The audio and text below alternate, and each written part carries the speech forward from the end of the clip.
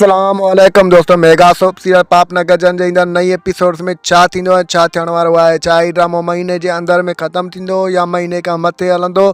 छा वॾेरो बालाज खान गमदिल जे भाउ वाब खे अगवा कराए उनखे माराए छॾींदो। इन जी सॼी तफ़सीलात ॼाणण खां पहिरियों जेकॾहिं अव्हां असांजे यूट्यूब चैनल ते नवां आहियो त महिरबानी करे असांजे यूट्यूब चैनल खे सब्सक्राइब करे घंटी जे बटन ते प्रेस करे नोटिफिकेशन ते ऑल करे छॾींदा जीअं हर नई ईंदड़ नोटिफिकेशन सभ खां पहिरियों अव्हां ॿाहिरनि ताईं वक़्तन पहुची सघे। दोस्तों हाणे हलूं था पंहिंजी मेन ॻाल्हि ॿोल तरफ़। जीअं त ईंदड़ नई एपिसोड्स में तव्हां ॾिसंदो त कमीनो वॾेरो बालाज खान गमदिल जे भाउ वाब खे अगवा कराईंदो। उनखे तमामु घणो सज़ा ॾींदो ऐं उनखे चवंदो त गमदिल जी शादी तूं छो थो कराईं। जॾहिं गमदिल राज़ी न आहे, मां राबिल त सिर्फ़ु मां ई शादी कंदमि, मां ॿिए कंहिंखे बि थियणु कोन ॾींदुसि। ॿिए तरफ़ तव्हां ॾिसंदव त काफ़ी दोस्त यूट्यूब ते रिव्यूज़ वग़ैरह में चई रहिया आहिनि त पापनगर ड्रामो जेको आहे सो महीनो हलंदो।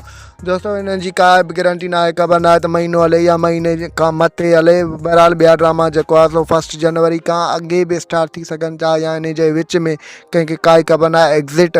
पर जॾहिं इहो ड्रामो हलायो वेंदो, रियासत या पंजाबी ड्रामो प्रोमो वग़ैरह ईंदो त असां तव्हांखे ज़रूरु ॿुधाईंदासीं।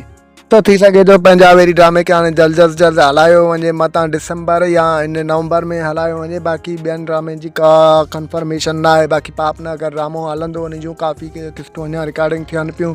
छो जो रियासत ड्रामो KTN ते हलियो आहे, मेगा सोप या पापनगर बि इन ते आहे। सो इन करे इन जी काई कंफर्मेशन न आहे। बाक़ी मेगा सोप सीरियल पंजाबी ड्रामो हाणे जल्द अची वेंदो। दोस्तों असांजो रिपोर्ट तव्हांखे कीअं लॻो, जेकॾहिं पसंदि आयो हुजे त महिरबानी करे सब्सक्राइब कंदा, ॾींदा असांखे इजाज़त रखंदा। पंहिंजो ख़्यालु, अल्लाह हाफ़िज़।